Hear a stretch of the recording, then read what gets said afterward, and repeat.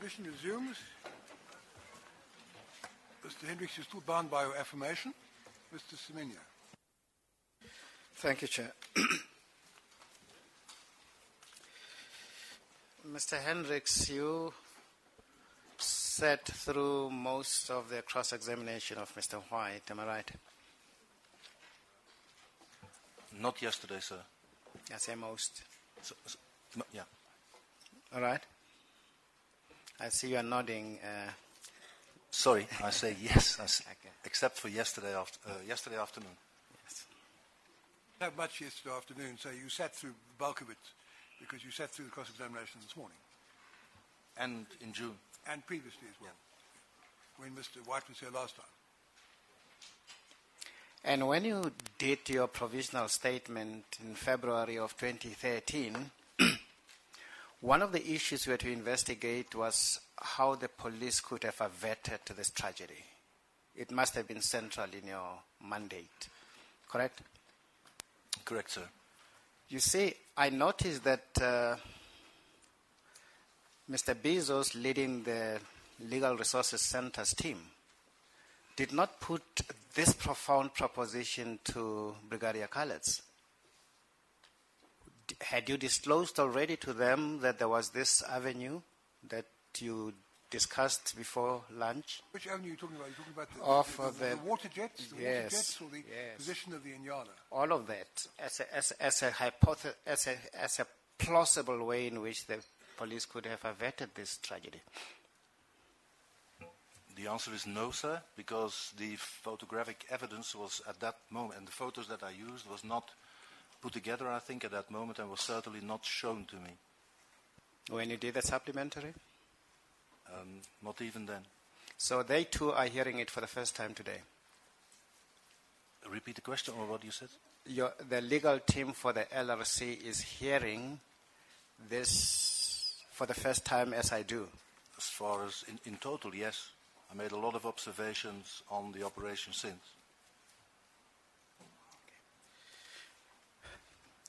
Can I suggest, Mr. Hendricks, that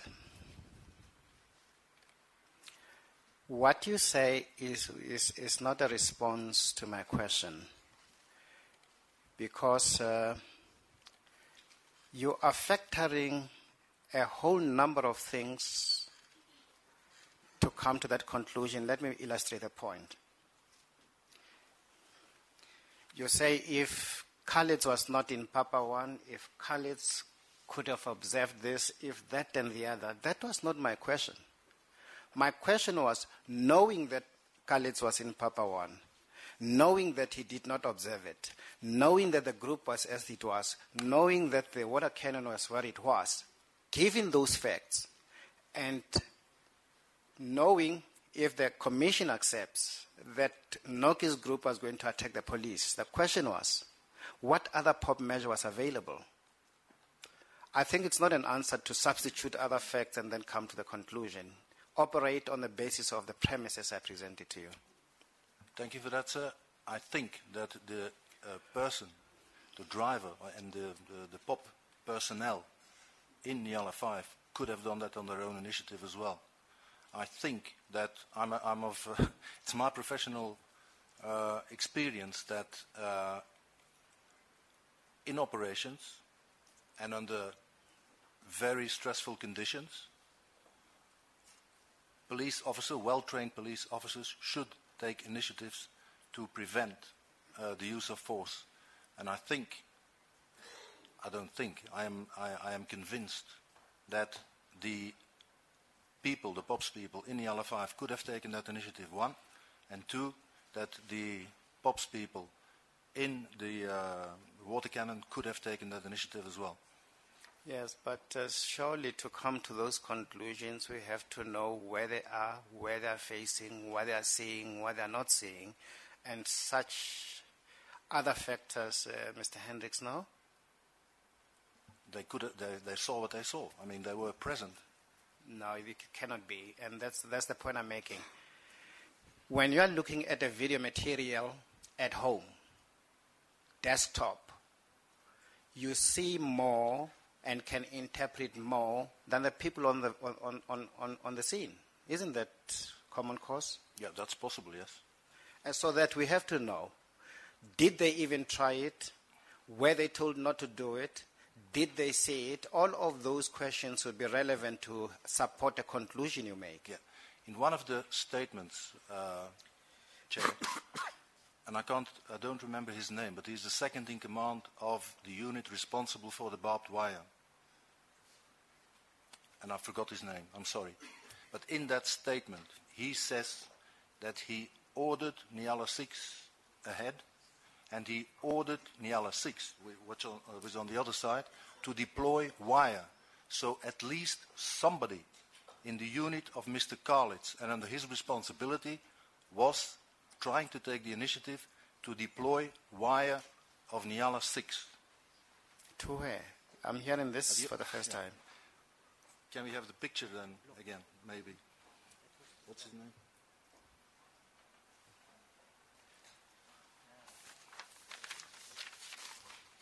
Mr. Hendricks, you say it's in the second in command's statement. No, in the person who was the second in command to Colonel Makubela, who was responsible for deploying the barbed wire Nyalas. You say that is in his statement or his evidence? I think it's his statement. Is his statement?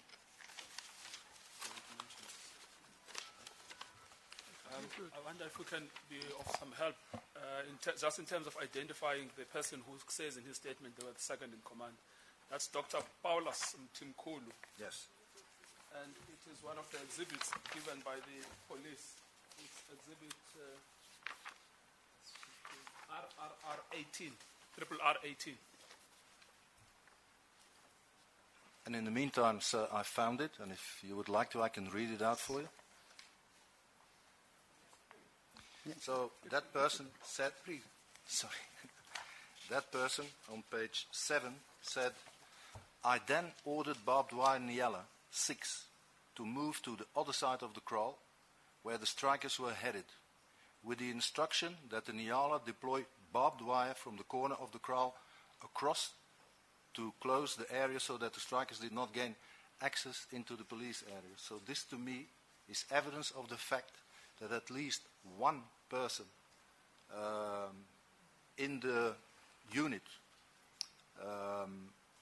commanded by Mr. Karlitz thought of that possibility.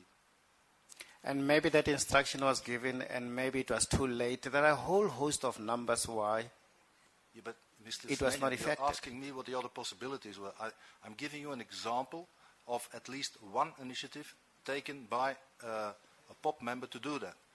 What I'm saying is that Nyala 5, who was at least 50 meters behind Nyala 6, could have done that and could have done that on the initiative of the people in the Nyala. In his supplementary statement. But can you read further in that Yes. statement that Nyala 6 actually did as ordered? When I gave the order to barbed wire Nyala 6, I was still on foot. Barbed wire Nyala 6 moved from his position as I ordered and proceeded to the other side of the kraal and started to unroll the barbed wire. Yes. I thought you said that they should have done so. No. According to this. Sorry, sir. Yeah. We're talking here about Nyala 6, who was already at least moving towards the other side of the kraal. What I'm saying is, what I'm proposing is, or what I think could and should have happened is that Nyala 5, who was in position behind, if you look from the protesters' perspective, behind the kraal, had the opportunity to deploy the wire. If you take into account the fact that the deployment of Nyala 1 to 4, the barbed wire of Nyala 1 to 4, took 9 minutes, right? And if you take into account, and that has been, there is photographic evidence and video evidence of that, that for the protesters to move away from Nyala 4, where they were going parallel, to reach the way round the small kraal, at least took between a minute and a half and 2 minutes. What I'm saying here then there was the possibility of deploying the barbed wire of Nyala 5, who was already in position, and he was heading into the right direction to be able to deploy that, with POPs members there who could assist in deploying the barbed wire. That's what I'm saying. So, can I invite us to look at the statement of that statement on the screen, paragraph 17.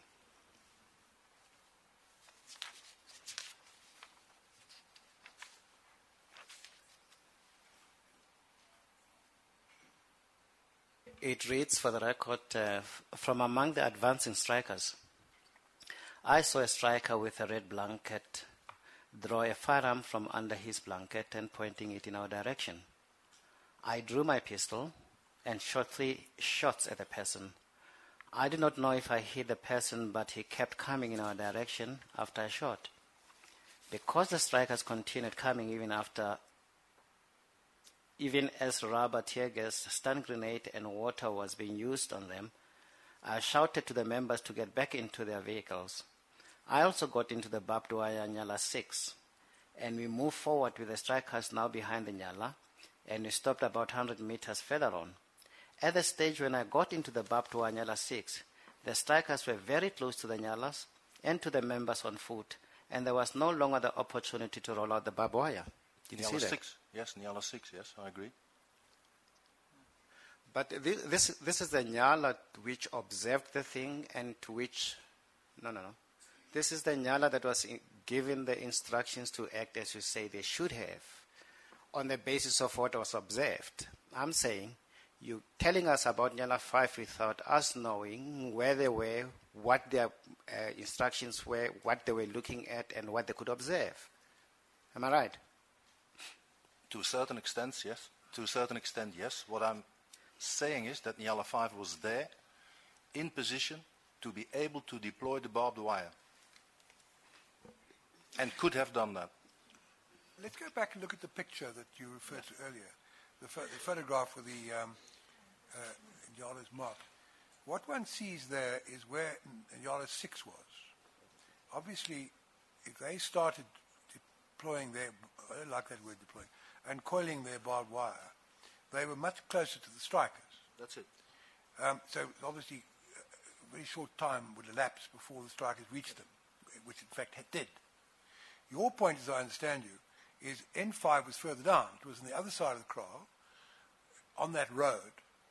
And if they'd done what Nyala 6 had done, then they would have succeeded in getting the barbed wire across the gap before the strikers came, because they were much further away from the strikers. That's correct, sir. Is that your point? That's correct. And they would have stopped the protesters, and the available POPs people that you can see, having gone around the kraal, so it's Papa 1, Papa 18, P7, and so on and so forth, could have encircled those protesters and could have arrested them. I understand that's your point. Your point further, to make sure I understand your point, whether it's a good point or not, we'll have to decide later.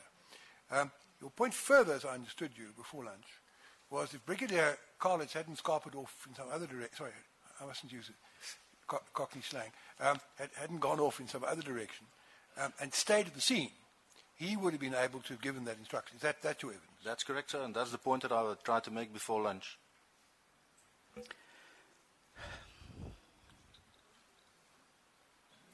Yes, sorry, just to get clarity, what you say in Nyala 5 should have done. If I'm wrong, you'll correct me. My understanding is you say that Nyala 5 should have uncoiled its barbed wire from, as we look at the picture there, the top left-hand corner of the kraal, across the gap towards that barbed wire fence on the other side. Am I understanding you correctly? So parallel to the basic line, and that would, you say, have prevented them from going towards the basic line. The basic line people would no longer have been under imminent threat, would have been required to fire. Is that Indeed, right? sir. Okay. And then they would have been stopped, and then all the POPs policemen from Nyala P19 upwards to P1, right, could have at least made an attempt to arrest them, because these people were stopped. You see, my difficulty is this, and please help me go past this. We know amongst other people who were in in Nyala 5,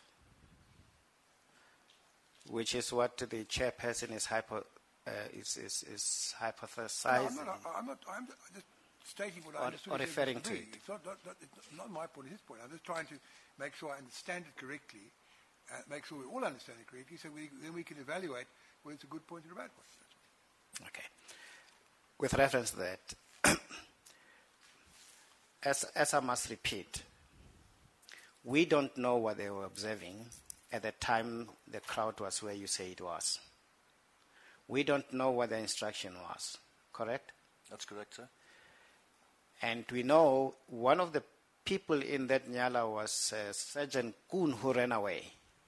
What he was running away from, we don't know. Correct? The last point I don't know, sir. Okay. And you say this is on the assumption that these people are going happily to Nkaneng. They're not going to attack anybody. What I'm saying is, and what I said before lunch, right, that... They're happily walking. Sorry? They were just walking and not running. From the evidence that I've seen, photographic and video evidence, I haven't seen the Mr. Noki group passing or going parallel number 4, Nyala 4, running. I've seen them walking. Accept that. That's what I said. 1. 2, what I said is if, and that's my one of the problems that I have with command and control, and I'm more than happy to discuss with you command and control later on, whenever you want, is that Mr. Kalitz, in being where he was, right, could not have a general view of the situation.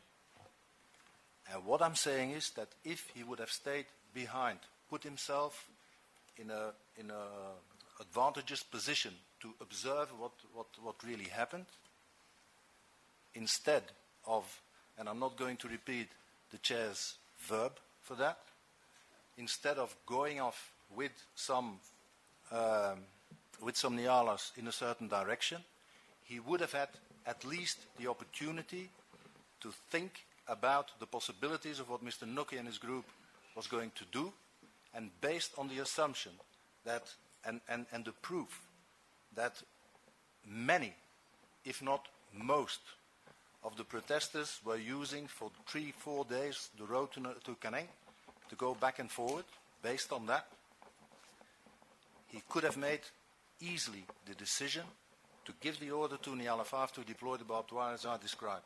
He could have easily done that. Yes, but Mr. Hendricks, as an expert, you'd know. If the protesters were not armed, then these things would not happen. That's not how we operate. We operate on the basis of the known facts. We know they were armed, for instance. We know that is where Brigadier Kalitz was. Now I'm asking the question. Knowing what we know, or what will be established ultimately,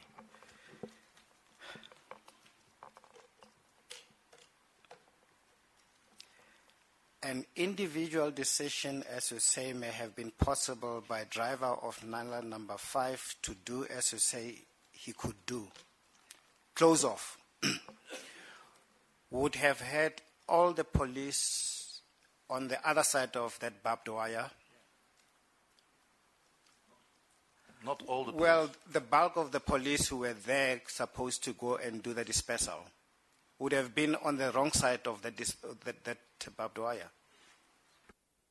I'm not talking about the wrong or the right side, sir. What I'm saying... That's a turn of phrase that Mr. Semenya is using. What he's saying to you is this. If that decision had been made, Colonel Brigadier Kalitz had stayed where he could exercise command and control over the situation, and given the order that you suggest he should have given, what would then have happened would have been this: that Papa 19, Papa 5, Papa 4, Papa 2, Papa 9, Papa 7, Yala 6, Papa 1, Casper A, Casper B, and P11 would all be on the striker's side of the barbed wire. It would have been. The barbed wire would have blocked off access to that road. It's running parallel to the basic line. The strikers couldn't have got onto that road, nor could those vehicles that I just mentioned. So the police members who were in those vehicles would have been trapped, as it were, I think that's his expression, on the striker's side of the barbed wire, with consequences that he's now going to put to you. Yes, sir. Is that premise correct? Can I respond to that? Yeah. We're mixing, and probably I'm mixing two things, and I would like to explain. Okay? If Brigadier Khalid,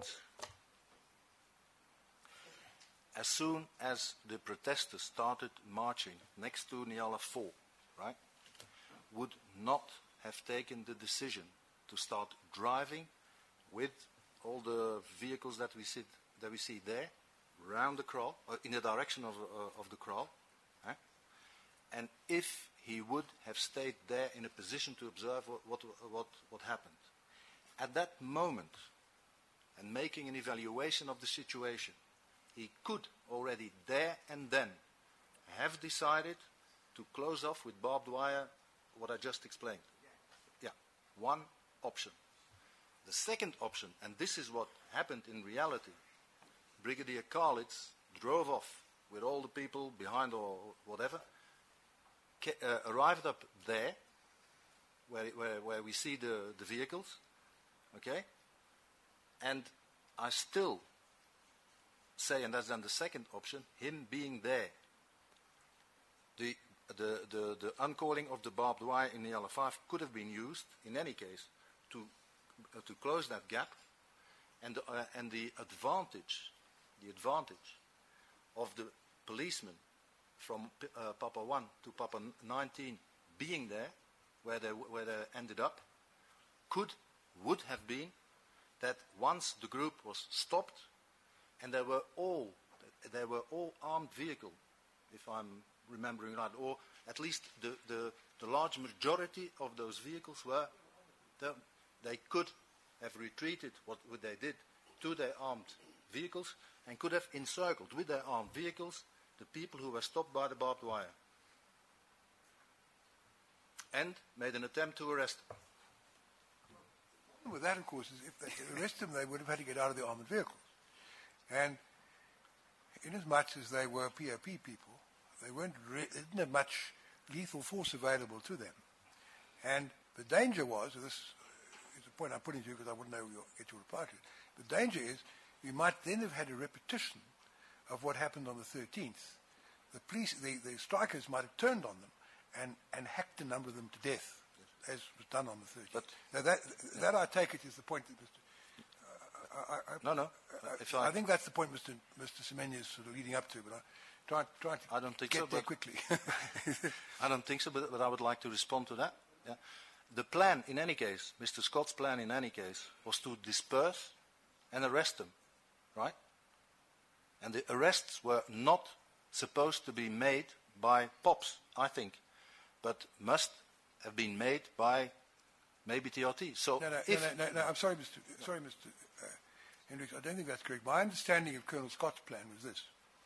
They were going to try to, remember, it wasn't going to happen here. This, in fact, was, as I understand it, more or less an unexpected event, a preemptive strike, as it were, by the strikers, which wasn't foreseen. Whether it should have been foreseen in the light of the passage in the Goldstone Commission report that you put to us is another question. But Lieutenant Colonel Scott's plan was this. The Brigadier Khalid was going to give a warning in various official languages, going to wait a while, give another warning, and then if the warning wasn't complied with, the POP people were going to advance to disperse, disarm and arrest. But because he anticipated that there might be a vigorous, aggressive response from some of the strikers, what he had in reserve was the TRT people behind. He anticipated it was possible that the POP people would take refuge in the armoured vehicles, and the TRT people would then have to take over. So But the main part of the plan was the arrest, they thought, would be done by the POP people. But if they couldn't be, because the POP people had jumped into the Inyalas and slammed down, closed the doors, then the TRT people would have to do it. That's the correct summary, I believe, of the plan. I agree with that, Chair. And that's the point that I was trying to make. In this, because we're talking here about hypothesis, right? In that case, in the case that the protesters would have been stopped by the then deployed barbed wire, Nyala 5, in the case that all those POPs vehicles and POPs members were there, were armored cars, in the event, in the hypothesis that they were there, they could have stopped, they could have, how do you call it, encircled, if you see what I mean, with those armored cars. And then, if the radios would have worked, and that is that could be another problem that we could debate, they could have called in TRT to arrest these people. That's the point that I wanted to make. And another thing, Mr. Semenya, that was put to me before lunch, said that there were no other alternatives for POP. I have just given you two. Because the difficulty with that suggestion, prima facie, I'm sorry if I'm taking over some of his time, but I'm debating issues with you seem to be quite important. The difficulty with that one was that if you had the barbed wire stretching across what I call the gap, then the TRT people on the other side, they would have difficulty getting there to effect the arrests. That you obviously get your response. No, yes. That you have already debated this morning, right? In the sense that how were the people, the policemen, standing behind the barbed wire, going to the other side to do the original operation? Okay, this is. No, Mr. Hendricks. Let's take it step by step. But I'm answering. If we answer my question. Yes. And what he's saying is he's alluding to a passage in the cross-examination of Mr. White. Yes. Where it was suggested that the original Scott plan, which remember involved a barrier all the way, but also involved the police getting onto the other side of the barrier to do the dispersal. They would have used the opening, Chair. That's. And suggestion was that they might have created a gap, as it were, in the barrier. I think that's what he's alluding to. Am I right? The difficulty with that, I'm told, is that I'm not sure this is correct, but this is what he's put to me during the lunch hour, that I misunderstood that the TRT people, or rather, not the TRT people, Brigadier Carlitz's people, would have gone into the area where the strikers were by moving further to the left on this photograph and going around that section where we see that corrugated iron house. So if I'm correct in that, then it wouldn't have been possible for the TRT people to have gone through the wire barrier to make the arrest. But anyway, perhaps you want to respond to that, and then Mr. Semenya can take over in the light of your response. Can I respond? Okay. I think that the TRT could go, if that hypothesis was was implemented or whatever you call it, the TRT then could call up and could go around the shack, right? Because the deployed, the uncoiled barbed wire would not have reached that. They could go round, and when they would have arrested, they would have had to arrest the people. I mean, the protesters. There could have been made some openings in the, or made some distance between the Nyala so that the TRT people could go through. Yeah, you see, that's my difficulty, Mr. Hendricks. You keep adjusting. What if after the barbed wire closes there, then the strikers go behind the... No. No. I'm saying, what if those strikers, in the light of being closed there, they go behind the shack? They'll meet TRT with again. That's not what I'm saying. No. That's what I'm saying. Okay. Give him a chance to say what he says first before you ask him the next question. I understand your response to be, let me break it slowly. On the exhibit as we see it in front of us, correct? If Nyala 5 closes that gap between the crawl and the shack with a barbed wire, the TRT would be on the upper side of that portrait. Am I right? That's correct. they would have been on the side, the other side of the strikers. Correct? Yes, but they would be enclosed by the barbed wire on one side and the armored vehicles from POP, and they were encircled. No, they could go through the vehicles. No. The protesters? I don't think so, sir. Why not? Why couldn't they go through those gaps as we see them there? Part of this hypothesis would have been then that the POP's members, and they are trained in that, to block with vehicles, encircle them and link vehicles, drive vehicles next to each other. If you see what I mean. Preventing the protesters from going anyway. Mr. Matthew Chaskelson is not here. But as I understand the movement of things there, all of this happens in seconds, under 15 seconds. And you're saying this is how it should have been organized within those 15 seconds by the group of policemen that were there? What I'm saying, I'm responding to your question from before lunch. You put to me that there were no other options. What I have tried to do is explain that there were, at least to my mind and based on my professional experience, 2 options that could have been taken. That's the only thing that I'm saying. I'm not disputing the fact that it would have been a difficult thing to do. It needs to be coordinated and so on and so forth. I'm not disputing that fact. I'm just giving you 2 possibilities, 2 other options before lethal force could have been used in those circumstances. Mr. Hendricks, do you not see any danger to the POP's policemen if in fact that barbed wire was deployed by Nyala 5, as you say? Do you not foresee any danger to the POP's persons if a huge armed crowd came around that kraal and found themselves frustrated at going through? Yes, there is danger to that. What I'm saying is that is the second possibility. The first possibility would have been to close off without those vehicles being there. But I don't. I'm under the impression that I'm not. I don't explain this well. There were 2. Right. 2 possibilities. The first is the vehicles could have gone off, presumably in the direction that Brigadier Collins went. Alternatively, in which case, if the wire had been uncoiled the way you suggested it should have been, the strikers would have been trapped behind the wire, as it were. Yes. And the vehicles wouldn't be there. Yes. So then, that's the one possibility you're suggesting. The other possibility is that the vehicles didn't leave, they stayed. As the strikers came along, were unable to pass through the wire barrier, the vehicles would then, as it were, form a circle around them, and they could then be arrested. Those are the 2 possibilities you're putting up. Yeah.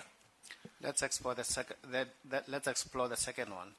They would be arrested by the people who have fled into the Nyalas. No, sir. I said. Okay. I just want to tidy it up. They would not be arrested in that second scenario by the POP members who have fled into the Nyalas. Yeah. They would have had to be arrested in that scenario by the TRT that was on the other side. Yes. And you suggest that TRT would have had to go around the shack as we see the exhibit. Yes. And they can do it and get to the strikers. Yes. But the strikers can't go to the TRT. No. If they are being blocked by the armored vehicles, they cannot move from there. But if they're blocked... Sorry. Forgive me. I'm saying if they are blocked in a manner that they cannot get to the TRT can't get to them either. Yeah, but then you start, when the protesters are, how shall I put it, located and in a certain spot, then the police is at an advantage situation to start discussing with the protesters who say, you are going to lay down your arms now and we are going to arrest you here. And then those people would have been confined to that space. I'm worried by the fact that all of these hypotheses are only are raised for the first time in your cross-examination. Thank you, sir, but a lot of hypotheses have been discussed in this commission as well. No. With me, Mr. Hendricks, I'm saying assume the facts are so found by the commission. I'm not hypothesizing. Assuming the evidence that has been tendered is accepted by the commission to be correct, then comes my question.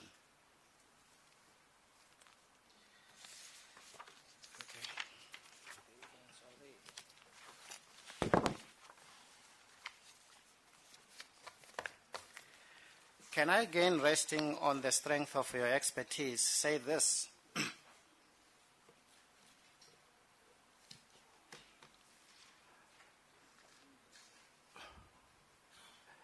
That having considered the totality of the evidence, as you may have done, you do exclude as a possibility, even a probability, you do exclude as a possibility that at the meeting of 1430 JOCOM meeting on the 16th of August 2012, there was no plan for the execution of the miners. Am I right in believing, sir, that there was no 1430 JOCOM meeting, but that the JOCOM meeting was before that time? Or am I wrong? No, at 1430, everybody gets now. At 1430, to my knowledge, the people on the ground, the commanders on the ground, were briefed by Mr. Scott. He's right, Mr. Mene. The JOCOM meeting the JOCOM is 13:30. Thereafter, it ended at 1400, 2 p.m., and Lieutenant Colonel Scott and Brigadier Pretorius were then sent off to meet the commanders in the field at 14:30, where they gave the instructions. They all clustered around the VTOM vehicle, and Lieutenant Colonel Scott showing them on his computer. Indeed, that's the evidence, Chair. Let me go back to my question then. At 14:30 briefing, that briefing did not include the execution of miners with R5s as has happened. You accept that? Yes. Neither did that type of plan any manifest in whatever form in the JOCOM meeting of 1:30. You accept that? I accept that, yes. So the task that the Commission has and the effort we're trying to assist it is to explain how we ended up where we did with such a tragedy in our hands. I want to use your evidence to say one thing that it was not a concerted, planned action on the part of the police. Can I rest on the strength of your expertise to say so? Say that again, please. Can I use you as my authority for the proposition that whatever happened could not have been a pre-planned police operation to give the results that we have? As it was planned here? Or there were a lot of risks and a lot of issues with that plan. Look, I think we covered the ground already. Yeah. What happened was the barbed wire barrier was to be put up. Yes. It wasn't foreseen that the strikers would go for the gap on the other side of the kraal. What was intended was that Brigadier Karlitz would go in, give them a warning, then come back and give them another warning after about half an hour, and if they were still there, then the PO people would have advanced, not to disarm them at the gap there next to the kraal, but the evidence is further up, somewhere closer to the koppie. That was the plan. Yeah. And the PO people were going to go forward, across the field, as it were, towards the koppie, and do the DDA plan, the disperse, disarm, arrest plan, after the due warnings and so on. That never happened, because what happened was something that wasn't planned, whether it should have been foreseen and a contingency plan should have been put in place for it is another issue. But what happened was something that they didn't expect would happen happened. The strikers advanced towards the police. Firstly, they tried, I think, to do so on the other side of the kraal. And then when that was blocked, they went round and they advanced on the left-hand side of the crowd as we look at the picture. That was something the police plan didn't cater for. And so they then had to deal with it almost on the spur of the moment. Whether they should have had a plan in place is another question. But Mr. Semenya is correct, is he not, in saying that they effectively had to improvise for a situation which they hadn't foreseen. That's your point, Mr. Semenya? Yeah, but that's... How do you deal with that? That's my criticism then. Police should not improvise. Police should analyze risks and think of every possibility that could happen and make a plan for that eventuality. Right? That's what I'm saying. And to my knowledge, in everything that I read, consulted, and based then on my professional experience, I think that the police did not look at all the options and did not prepare reaction to all the possible options. It seems to be common cause. They don't appear to have envisaged this would happen, don't appear to have had a plan for it. The question we have to consider, of course, is whether they should have. There are two questions we have to consider. Firstly, on this part of the case. Firstly, was it reasonably foreseeable? In other words, should they have foreseen it? And secondly, if it was, what plan would they or should they have devised to deal with this contingency? Am I allowed to come to start with some theory? Is your evidence? But I was not. I was under the impression that I was not allowed to come back to the unrolling of the barbed wire. You're allowed to answer the questions. I'm using up some of Mr. Smenya's time, but I think I'm busy with the point that he's busy with. So I don't think he'll mind too much, and if he does, thank you. In making a plan, an operational plan, when your first step of that operational plan, or your first action, if you see what I mean, is the uncoiling of barbed wire, right? Experienced policemen, 1. 2, the theories that we used to base on the SABC model of public order policing, and based on the realities of gatherings, must assume that once the police start doing something, moving, uncoiling barbed wire, the protesters are going to ask themselves at least questions, what is going to happen here? And some of them might get agitated and start to react anyway. So the plan, as it was conceptualized, did not take into account the fact that the simple uncoiling of the barbed wire was going to have a reaction by the protesters, even fear or aggression or whatever. Now, from the evidence put before this commission from Mr. Kalix, right? To me, my reading, and I'm sorry, I can read Afrikaans, but some people have said if I read Afrikaans, it's the accent is very strange. But when you go to page 17258 of Mr. Kalix's hearing before the commission. His evidence. Sorry?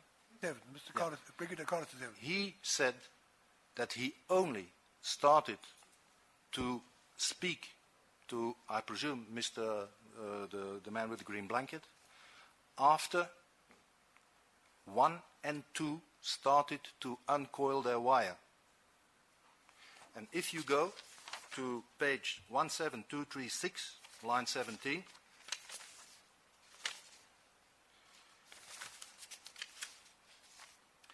he says, and I'm translating not...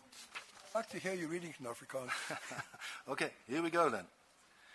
Mr. Semenya asked him the question, but with each and every of those threats, was it foreseen that stun grenade would not... Sorry, I'm giving you the wrong reference. I have to find it back. And I found it back. Sorry. It is page 17236, line 14. Sorry. Mr. Semenya asks, or puts to Brigadier Khaleds, as is a standard operating procedure, do you have to announce what defensive measure you are taking and why you're taking it? Mr. Khaled says, and here I go in Afrikaans, meneer de voorzitter, nee.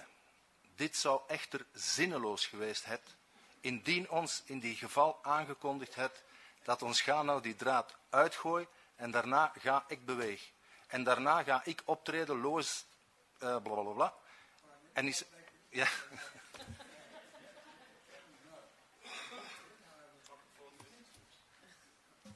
Let's use my microphone.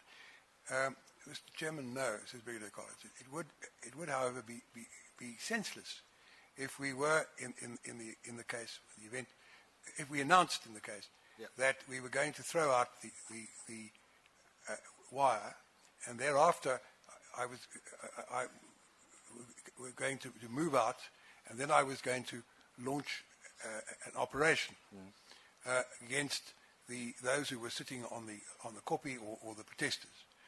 At that stage, I would have given the warning. If he would have given the warning, that's what he says. If he would have given the warning at that moment, the protesters would have seen it as an attack. And I am not going to announce an attack. That's what he says. At least that's what I understand of what's being written there.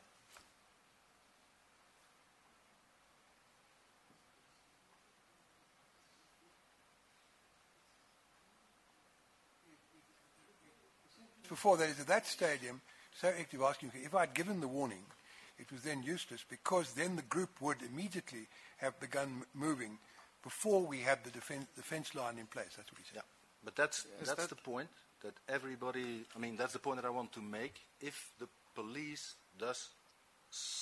starts to deploy, and when you make a plan, you've got to take into account that the protesters are going to react somehow to what the police is doing. That's the point that I want to make. One. And two, the point that I want to make is that perhaps it's a SABC case, I don't know, that the deployment, that they say that the deployment was announced in time. What I'm saying is Mr. Khalid only started to talk to Mr. Noki when the deployment of 1 and 2 was underway. That's the only point that I want to make. You know, it seems to me with respect, you're actually making another point as well, that if the warning would have made them start moving, then once you start uncoiling the wire, that they would also start moving. Of course. They would obviously, they wouldn't have as much time to move as they would have had if you'd given the warning beforehand. But regarding the fact that the whole exercise took 9 minutes, once you were a couple of minutes into the exercise, they would at least have had 7 minutes to move. I think that's the point you're making, if I may. Yes. You admit it, so to say. Yes, and if you allow me to make another point, sir, if it really was the intention to use the barbed wire, it could have been unrolled early in the morning so that arriving protesters could have seen there and then. And then there would have been enough time to explain to everybody what it was all about. Now everything was done under pressure. I think there's an answer to that, and that is that if it had been done early in the morning, it might have provoked an adverse reaction at that stage. Remember, they were hoping all along that the strikers would lay down their arms voluntarily, and they only finally realized that wasn't going to happen around about noon for various reasons we don't have to go into. But the point was, to be fair to them, if they feared some kind of adverse aggressive reaction from the uncoiling of the wire, and if the strikers had arrived there and seen it already, they might then have got an aggressive reaction which would have frustrated or prevented the possible voluntary laying down of the arms, which obviously they desired and would have been the most desirable outcome. No. Isn't that so? That's a fair point, sir. Yeah. Mr. Hendricks, again, what you have read is not Mr. Brigadier Khalid saying they would move towards the police. It's not making that point. Saying they'll start moving, and they did. 3,000 of them left. Am I correct to read that? There is, yes, and I'm sorry I can't find it for the moment, but there is an other Let's focus on this one. Okay. Here he's not saying that. No, Am that's I true. right? No. And secondly, I can tell you that the evidence of Brigadier Khalid was that he did explain earlier around 11 o'clock to Mr. Noki what the purpose of that barbed wire was. You accept that evidence? As the barbed wire was uncoiling, yes. No. The barbed wire was uncoiled about 3:30, just after 3:30, as a matter of fact. Yes. About 3:40, I think. The warning to which Mr. Semenya is referring was about 11:30 in the morning. So I'm saying the surprise element argument can't work in the light of that evidence. Am I right? What I'm saying is, and I'm reading it out for me to understand then, on page 17236, line 17, and following that, he says that, Mr. Khalid says that he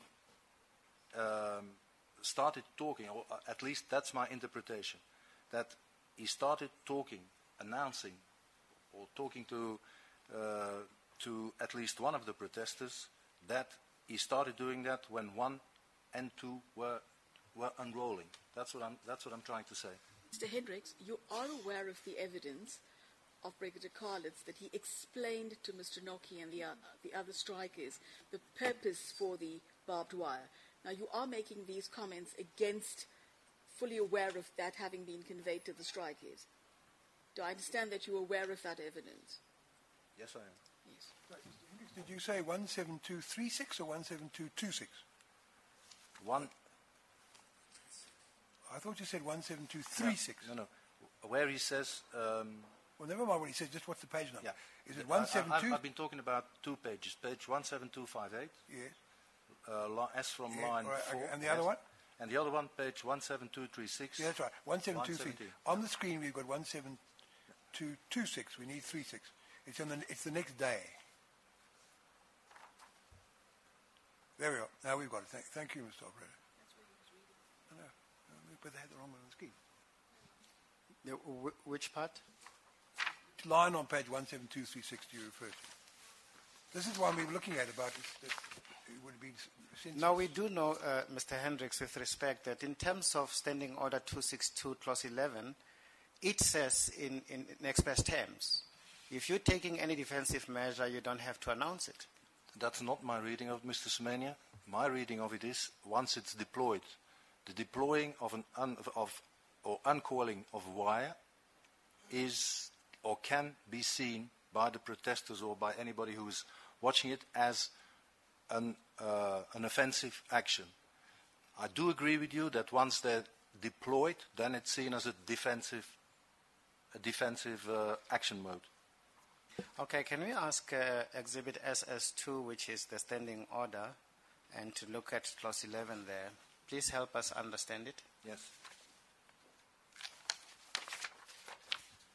It says under Clause 11.2, if negotiations fail and life or property is in danger, the following procedure must be followed. Step 1, put defensive measure in place as a priority.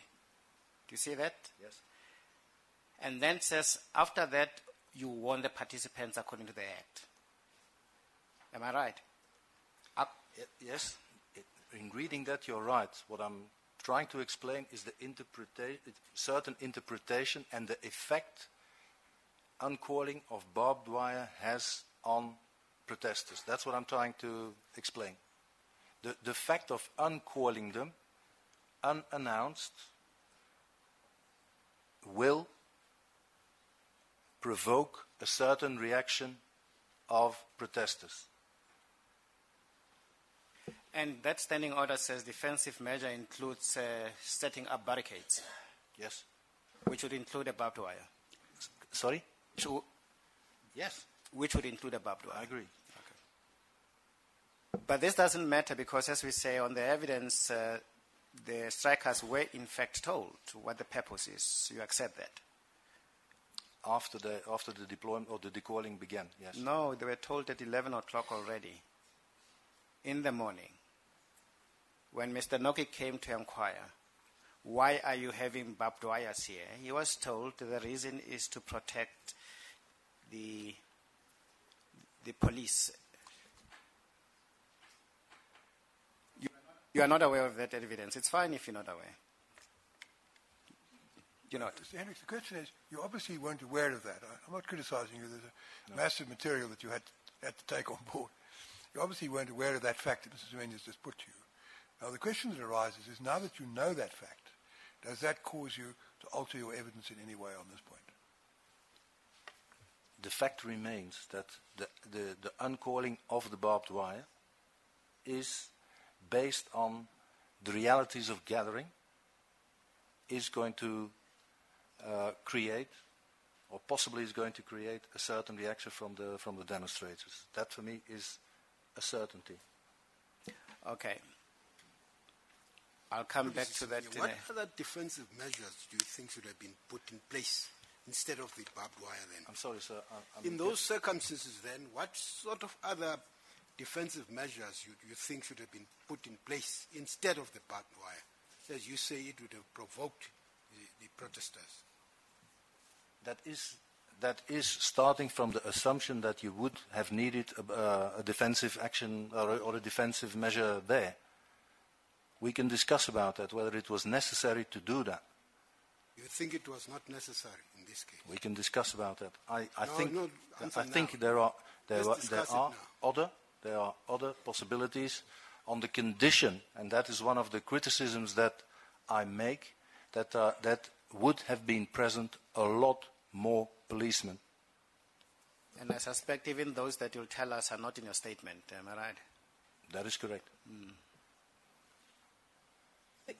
Do I understand correctly that you take issue with the use of barbed wire in the first place?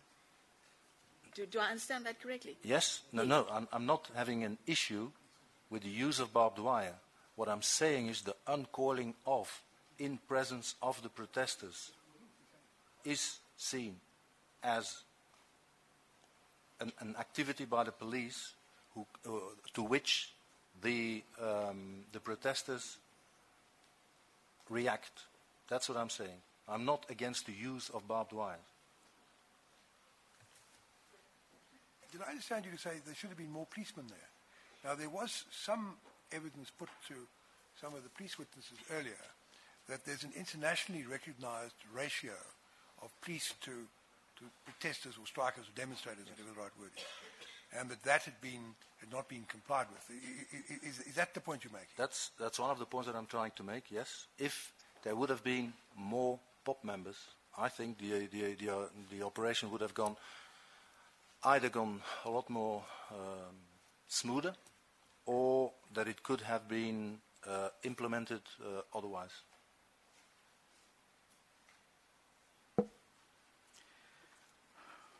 If this commission accepts the evidence that the protesters were in fact intent on attacking the police, if that evidence is accepted, do you think your theory would have worked in any event, that notwithstanding?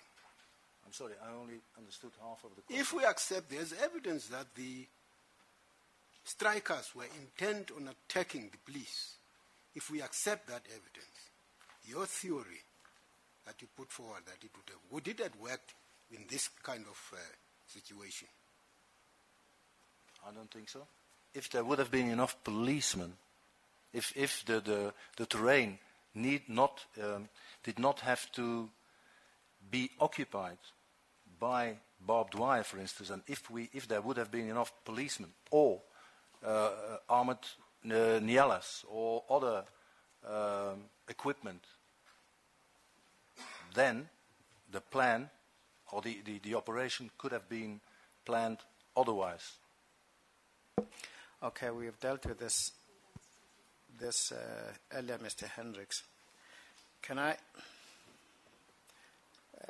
just deal quickly with quadruple T2, which is the document you gave us dealing with command and control of police?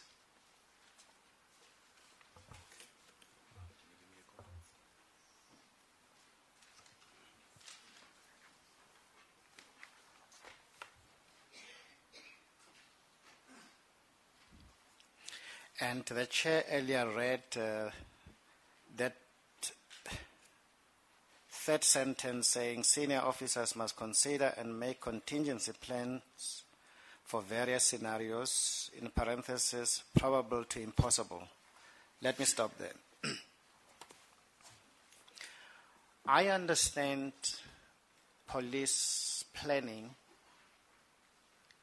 or I understand that phrase to mean you look at the most likely scenario and you cater for it, and to look at, on the other extreme, the least scenario and to cater less for it than you would for the more probable. So it is a question of a descending line or ascending line, depending on what direction you come, in terms of contingency planning. The more probable, the more you plan for it. The less probable, less you plan for it. Yes. Okay.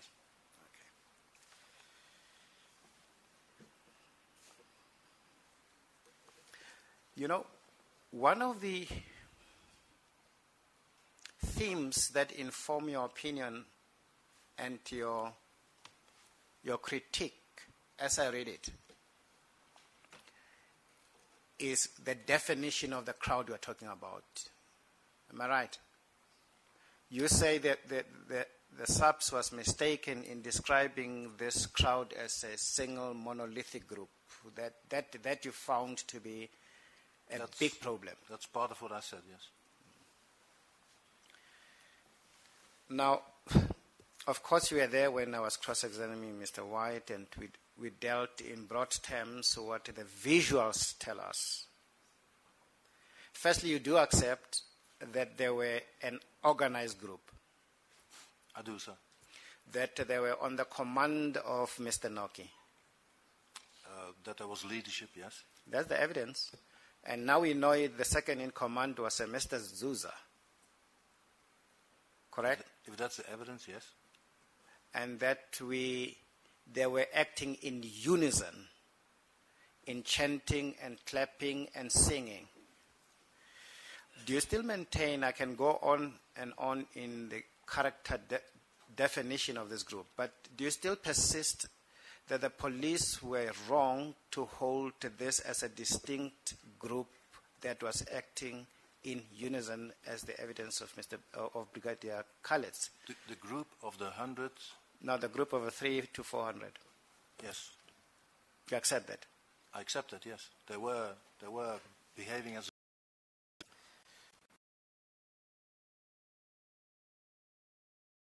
take. The police. It's not the context of what I said. If I'm answering your question now, they were seen as a group who behaved like one group. Yes. Yes, they were seen like that. But what I'm asking is, you say that the judgment call was wrong to see them as a single group. To see them as a single group with the 3,000 other protesters. No, not with the 3,000, the 300 to 400. Was it a wrong judgment call that the police looked at that group as a single group acting in concert? I don't think so, no. Okay. But from my evidence, from the evidence of the versions of L that were produced to the Commission, that I've been able to scrutinize, in the beginning, in the first version of L, the police talked about 3,000 armed protesters and not about this group. That's okay. The police who testified tell, well, let me start here. The Lonmin security says despite, even in Lonmin, unrest situations, it was the first time the security themselves get attacked by the miners who are on an unprotected strike like this. You accept that evidence to be correct? If that's the evidence, yes. Yeah. And they say they have never seen a crowd of unprotected strikers behave as has happened in the strike in Marikana between 9 to 16 of August 2012. You accept that as well? I've got my doubts about that, but I mean, there have been since January at least in I'm January talking 2012. about Marikana security now. I was careful to say that's the evidence of the security personnel in Marikana. Yes, Who but tell if- this to the commission. I agree. Yeah, okay, that's fine. But there have been incidents before, no, at Marikana or in the region of Marikana. I'm even saying specifically in Lonmin. Okay, I accept that. The police evidence, though, is never in the history of their operations has an unfailing of a barbed wire caused the strikers to attack them. Do you have any evidence to gainsay that? I haven't got any. Me confirming that the protester or protesters have attacked the police. Is that In what the you- past, on the basis purely of unfailing I've got barbed no wire? evidence. No, I've got no evidence. And really, as we agreed with Mr. White, doctrine in police operations is dictated by past experience. That could be, yes. It must be inspired by past experience, yes. Correct. And if no previous history exists, as has happened on the 13th, on the 16th, that a barbed wire could trigger this response, they would have operated under that belief, though it proves mistaken. Yes, sir, but what you are saying is, and I don't agree with that, is the fact that that group attacked the police on the 16th. I haven't seen any evidence that that group attacked the police when the barbed wire was being uncoiled. From what I've seen, the photographic evidence and the video evidence is, I cannot conclude that they have attacked the police at that moment. I accept what you say you're accepting, but that does not factor in the evidence of Mr. X, does it? That was their intention all the time. I can only confirm what I see. And I have seen and I've scrutinized the pictures and the videos, and I haven't seen any. Mr. Hendricks, you can't reject the evidence. Your expert opinion must be based on the facts as are told by the witnesses and ultimately found by the commission. But would this be a convenience? We're going to take the tea in a moment, but let me put this to you. There is evidence that threats were made against the police. There's evidence that the police intelligence was that the strikers didn't want to give up their position on the kopje, didn't want to give up their arms, and they would fight to protect their position and their arms. And as I've said, there was evidence that threats were given. One of the controversial questions we have to decide in this commission, ultimately we have to decide on the evidence, is whether the strikers, in advancing as they were towards the police, were doing so to attack them, to drive them away, so they could stay in undisturbed possession of the kopje and of their weapons, or whether they were on their way to Nkaneng. One side say they were on their way to Nkaneng, not intending to attack the police. The police ask us to find the opposite. There is a further alternative which we have to consider, and that is that even if the strikers were intending to go to Nkaneng and not to attack the police, whether the police did not reasonably believe, in the light of the circumstances which I've outlined, that they were going to be attacked, either to drive them away from the scene, or possibly if the strikers were not perhaps intending to hack their way through past the police to Nkaneng. So, but these are questions that we have to decide. We have the evidence of Mr. X, who says they were intending to attack the police. Mr. X's evidence is being criticized. One of the things we'd have to decide at the end of the day is whether we can believe him. But it's not for, if I may say so, it's not for an expert witness to say which the versions he believes. The expert witness has got to say, fact-finding is for the commission. Okay. I will comment on the various scenarios that are put to me. I'm prepared to make assumption A, B, or C, and in the event of assumption A, this is my opinion. My opinion may be different in the case of some of the other assumptions. So that's basically the point. But Mr. Semenya is putting to you at the moment, he asks you to assume, because that will be his contention at the end, that the strikers were advancing on the police. Whether they're running or walking is neither here nor there. They're advancing on the police, intending to attack them. That's his case. Now, he asks you questions based upon that. Is that right, Mr. Semenya? Indeed. So put the point that you want to put on the basis of that assumption, and then at a convenient stage you will tell me, and we'll take the tea adjournment. Chair, we may take the tea adjournment now, and I'll collate my thoughts and sequence of questions. Advocate Hemrod wants to ask the question before we have tea. Mr. Hendricks, have you had an opportunity to familiarize yourself with the evidence of the most recent witnesses from Lonmin and Mr. Nzuza and Mr. X? I get the impression you haven't. No. Am I right? That's right. Yes. Well, on that basis, we'll take tea. Quarter of an hour. Please, quarter of an hour, because Mr. Semenya's time is very precious.